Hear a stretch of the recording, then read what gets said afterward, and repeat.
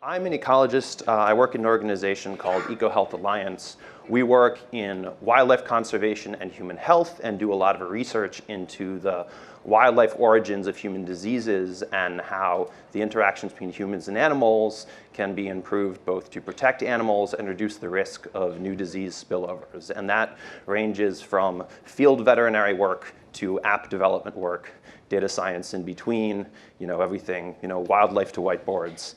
And involves a lot of collaboration and a lot of data sharing with many different groups having different skill sets, working in different paradigms around the world.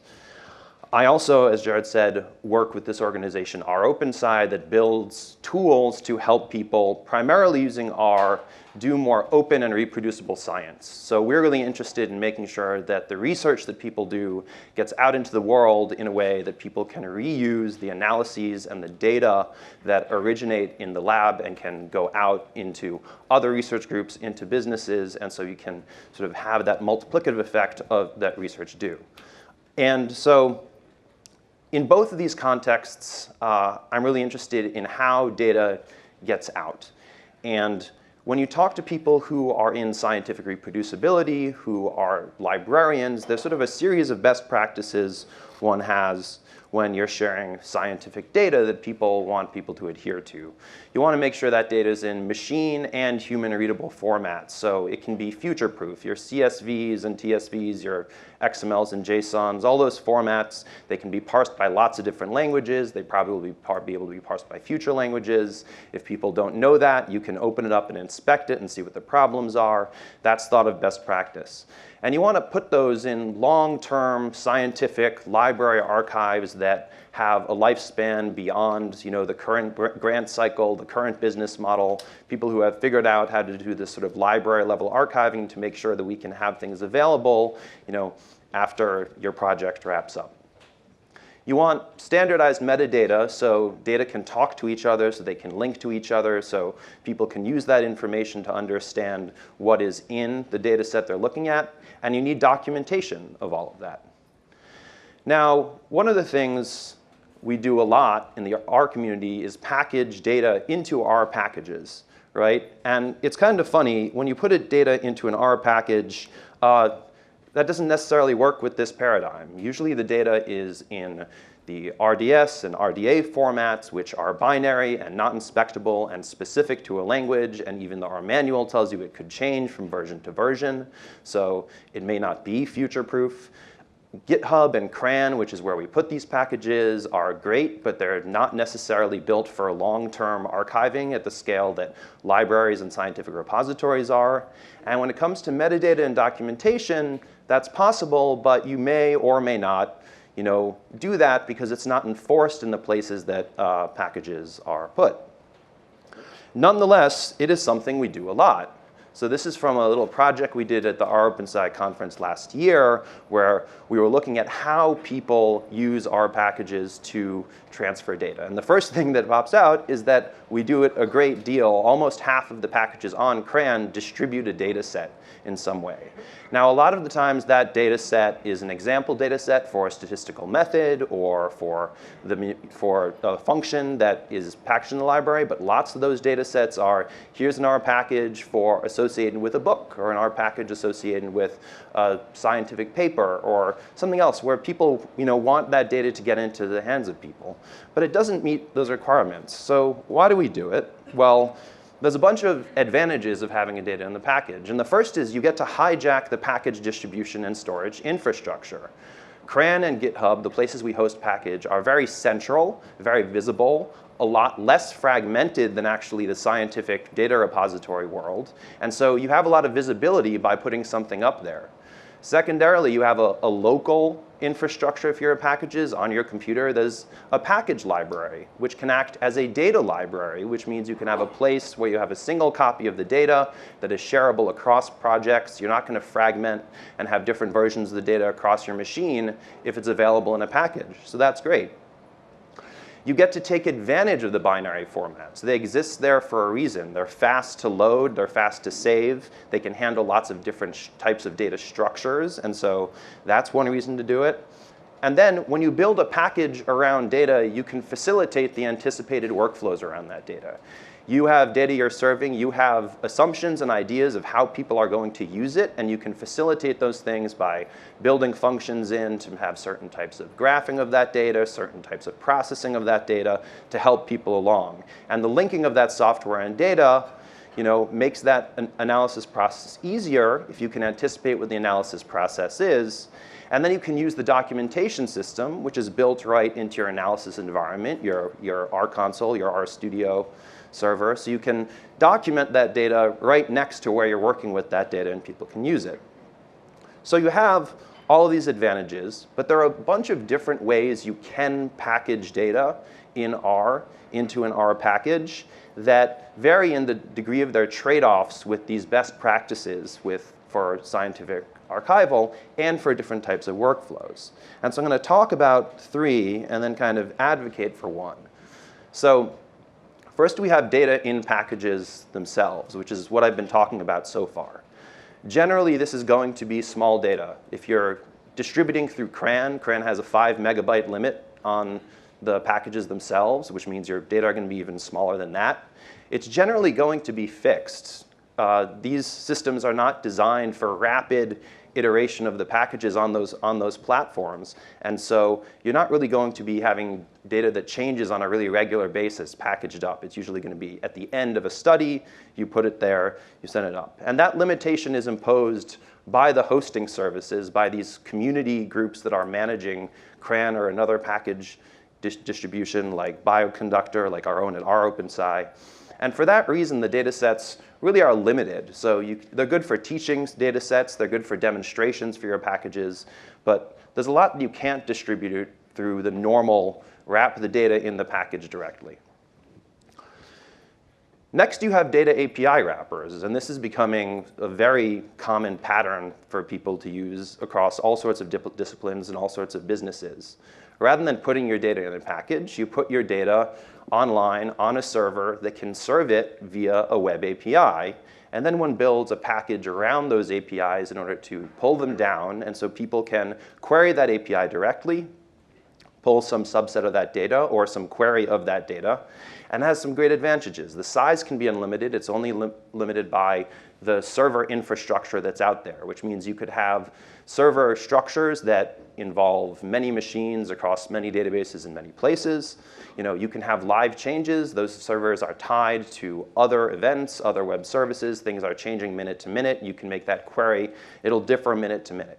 You're only limited by your server capacity, your systems, and what types of queries you can send and what's built into the API endpoints that you design. So that works well for this sort of targeted querying, for asking a question of a big data set where you can send that question up. But it's not as good for analyzing data en masse because you have to move that data every time you make a call. And for a lot of analyses, maybe the query doesn't have the ability to do that at the server level, or you have big computational demands. And if you're just trying to distribute these data sets to a lot of people, you may not be able to manage a server and have that infrastructure for them that's computational. Nonetheless, we build a lot of data API wrappers at ROpenSci. Biological, ecological, geological, chemical, all sorts of scientific databases exist out there in common data repositories. And we make a project of connecting them with these via R packages that wrap these APIs. You can grab lots of things. We work in labor and economic data, government social data. It's a whole spectrum. And this is just like a small screenshot of a very long web page that we have. And this is sort of our bread and butter.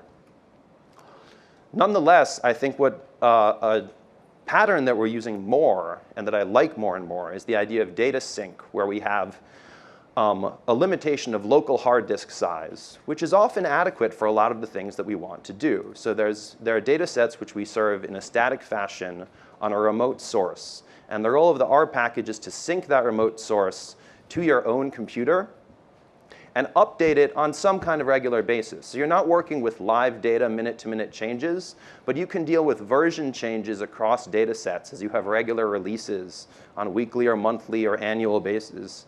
And that's really limited by your local analyst resources, what can fit on a hard disk. But as long as you have that, you can analyze all of that data at once. And when you're doing sort of big global level analyses, which is a lot of what we do, that's the limiting factor. And we want to be able to capture all of the data together. So I really like this pattern. It's in the like megabyte to multi-gigabyte data scale. Now that doesn't work for everything. If you have click data ends up into terabytes and petabytes and who knows. But in my case, if a data point is not a click, but a person in a Tyvek suit in a forest all night catching a bat and swabbing its anus with a Q-tip, and that gets us one data point. When we get to megabytes and gigabytes, we're really doing well. It works well for this regular, but not live updates, and so we can have version data, which means here's an analysis at version 1 and not version 2. We have the speed and versatility of having the data locally when we work on it, and we can facilitate by wrapping this process in a package that has functions and documents for working for specific kinds of data. So how does a package like this work, and what tools do you use to build it? Well, the core that we've been using recently is a package called Datastore by a guy named Rich Fitzjohn, who's also part of the ROpenSci Developers Collective. And Datastore is designed to manage this data sync process between remote and local sources and dealing with versioning. So the thing you get with Datastore is the creation of a data library. In addition to having a package library, you have a data library. And the raptors and store packages are what enable us to do that and have it work agnostically across different operating systems, and keep things efficiently stored so we keep the versions that we need and not the versions that we don't. It's able to deal with essentially any file type because you provide it with the load functions you want for your data. When you're building a package, it'll auto-generate the code for the core functions you need in order to use this package, which is great. Its default setting is to use GitHub releases as our versioning mechanism. So you attach data to GitHub releases, which let you attach data files of up to 2 gigabyte size per version. But there's a potential for other backends in the package. So we're working on making it connect with scientific repositories like Zenodo or Figshare or the Open Science framework, which also enable the sort of storage of large versioned objects.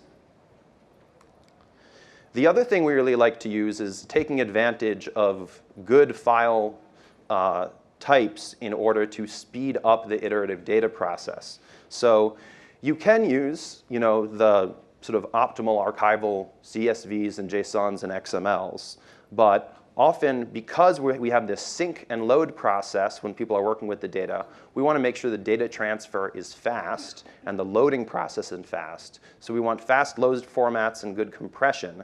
I really like FST for tabular data. There's a lot of good options out there for fast on-disk tabular data in R at this point between Feathers and FF and all of these things. FST is a great one. It works really well in taking advantage of local multi-threading. And the thing that I like a lot is it gets great compression without a lot of loss of load or write times. And so you're able to load multi-million row data frames in a matter of seconds. It performs at least as well as most of the options out there. And one of the nice things is you can store data and work with it on disk without loading to memory. There's an experimental package by, I'm going to get his name wrong, Carol Muller, to use a dplyr pipeline with these files. So you have the dplyr backend, just like it works with an SQL database. It can work with FST files. So an example of this, so we built a package for CITES. CITES is the Convention on International Trade of Endangered Species. We use this data a great deal to understand the flow of wildlife across the world. The organization has more than 40 years of data of essentially every wildlife trade between treaty countries that has occurred. But they didn't have a bulk way to export it. We needed to use it in bulk. So we built a package that uses these. And we've just put up a first version of it. So we have our version 1 of the data. But it'll update as we have new submissions to CITES. It updates on the order of months when countries submit their trade data. So it's not a minute-to-minute thing. But it's versioned. And that's important for us. And essentially how it works is you just have a function to call the data, which is CITES data, if it's not currently available in your library, it'll download that highly compressed binary off of the repository, in this case GitHub, and you can specify the version you want to load. So that'll load up. It moves relatively fast. But once you have done that a first time, 1.0 is cached on your computer. And so when you call it again, it'll load up immediately. And so we have quick access to, in this case, 2 million rows of data that is easy to work with across projects. Anyone can just add this function in, and you don't have to have fragmentation of the data sets across different things you're working with. Sometimes you don't have control of the upstream component of your data. So what we often do is have a data design pattern where we have pull from an API but sync to a local database that we maintain. So there's an SQLite database in our data library, and for different packages that, in this case, work with taxonomic data or infectious disease surveillance data, we sync that data down into the local database. You can work on it, and you just run sort of a single let's download the current database function. It'll pull it down, sync what you have locally, and you can work with it then. With the taxonomic database, we actually built originally an API package to do the calls, but because of the slowness of that access, we moved to this design. And so we actually have two packages. They have the exact same code API. So if in this case we're making a call, in this case we're doing a taxonomic lookup at the NCBI database, you can run it with an API call. It'll take a couple of seconds to pull down the data, making an HTTP request. Or you can do it with the version of the package that maintains a local database. And what we pull up is 10 times faster and actually scales much better to many requests because you can vectorize the requests locally, but not to the API. Other sort of helpers we use in packages like this is giving a package status. So when you load up your package, we show the status of the local databases, which tables you have available, what you've downloaded, when you've downloaded, what you can update. And so this is helpful. It's especially helpful for our case where the table availability depends on one's security permissions across the shared project. So maybe you'll have some data and not others. It shows what's available when you load it up, which is helpful for an analyst. One of the other patterns we've been using across these data access packages is in making metadata useful. So a lot of times when there's a big data set available in a public repository, there'll be a code book or a metadata sheet along with it that has something like the descriptions of the codes that are there, the units that are available for the columns, the descriptions necessarily of what came. And it's often in a document like this, a PDF or a doc. And it's there for good reason, because they expect people to read it with their eyes. They want people to be able to scan it and look something up. But then you don't have the ability to work with it in a computational way, for instance, to link codes and descriptions for visualizations. So for the case of CITES and some other projects that we've worked on in this case, we use a package called Tabulizer that wraps the Tabula PDF library, which can extract that data into a structured tidy data frame. And so every time we download this PDF data, it becomes tidy data. So you can work with that data. But then there's the reverse problem. This tidy data, this data frame, contains a lot of values, and you want to be able to scan it quickly, to search it, to use it for lookup purposes. And so we had this approach where while we have the data itself available within a package, we also build it into the help files as an HTML widget. So if you search for help about the metadata of a package, it will pop up an HTML help file which has a searchable data table. A lot of people don't realize that our help system is capable of very rich HTML markup. You can have images, you can have forms, you can have all sorts of things you would have on a web page. It takes some Rube Goldberg because you've got HTML and JavaScript inside our documentation files, inside our Oxygen comments, and there's a lot of escaping and fixing you have to do. But we implemented in CITES. I'm hoping to wrap it into sort of a helper package for this purpose too. And then finally, we provide analysts with breadcrumbs. So one of the things we implement across things is print functions that flag conditions in the data that might be important. For instance, if there are field notes associated with the fields in the subset you pull up, we show those flags so that people know, look at the notes, or it might show there are duplicate fields in this data. And so that helps people as they're exploring data. But since it's only involved in the interactive print methods, when you actually implement a data pipeline, you don't have the performance hit of doing those lookups and checks every time you print. But it helps people understand the data as they get it. So in sum, if we're designing data packages, we have choices. We can store the data, we can query the data, or we can sync the data. And that choice really depends on your data scale and your time rate of your turnover. I think syncing version data is something that is very useful and is useful at the scale of data that a lot of people work at. It's helped with these efficient formats like your feathers and your FSTs and moving an SQLite database back and forth. And then when you do that, you can build rich documentation and you can build guideposts for your analysts along the way.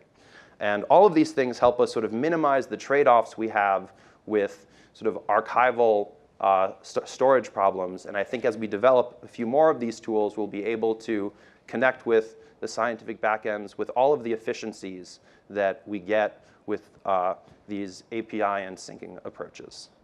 So that's it. Thank you very much.